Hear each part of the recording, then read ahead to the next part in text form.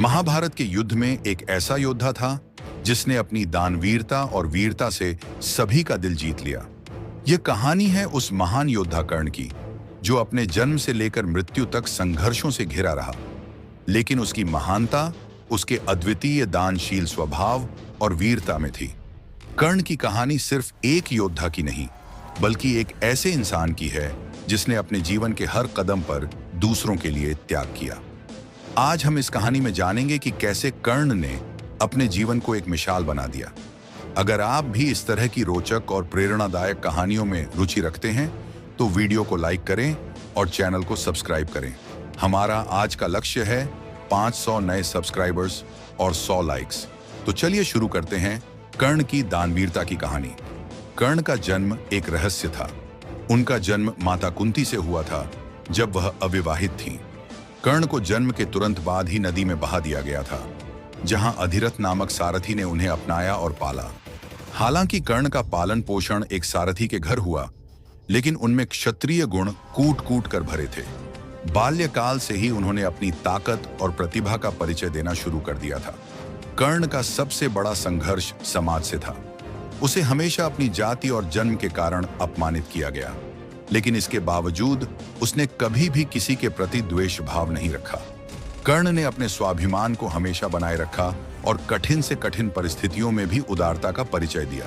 कर्ण ने अपने युद्ध कौशल को निखारने के लिए द्रोणाचार्य से शिक्षा प्राप्त करने का प्रयास किया, लेकिन द्रोणाचार्य ने उसे सूत पुत्र कहकर शिक्षा देने से मना कर दिया। कर्ण ने हार नहीं मानी और परशुराम की शरण में गए।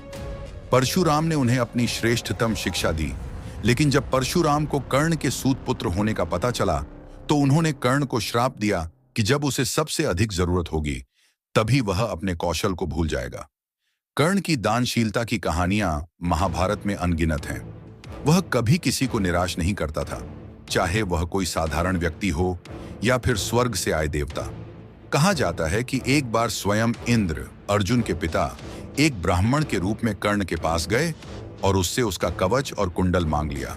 कर्ण को पता था कि ये कवच और कुंडल उसे अजेय बनाते हैं, फिर भी उसने इन्हें बिना किसी हिचकिचाहट के दान कर दिया।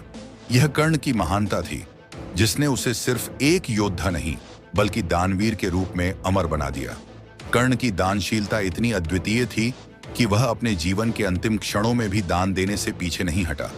जब महाभारत का युद्ध अपने चरम पर था और कर्ण को अपनी मृत्यु का आभास हो चुका था, तब भी उसने एक गरीब ब्राह्मण को अपने पास बचे आखिरी सोने के दांत को निकालकर दान कर दिया। कर्ण और दुर्योधन की मित्रता भी अद्वितीय थी। जब कर्ण को उसके जन्म और जाति के कारण कुरुक्षेत्र की प्रतियोगिता में हिस्सा लेने से रोका गया, तब दुर्योधन ने उसका साथ दिया और उसे अंगदेश का राजा बना दिया। कर्ण ने भी दुर्योधन की मित्रता का कर्ज चुकाने के लिए अपने प्राण तक दांव पर लगा दिए। कर्ण की मित्रता और उसकी वफादारी ने उसे एक सच्चे मित्र के रूप में भी प्रसिद्ध किया। महाभारत के युद्ध में कर्ण ने पांडवों के खिलाफ लड़ाई लड़ी। उसका युद्ध कौशल अद्वितीय था, लेकिन जैसे कि परशुराम ने उसे श्राप दिया था, वह सबसे महत्वपूर्ण समय पर अपने कौशल को भूल गया।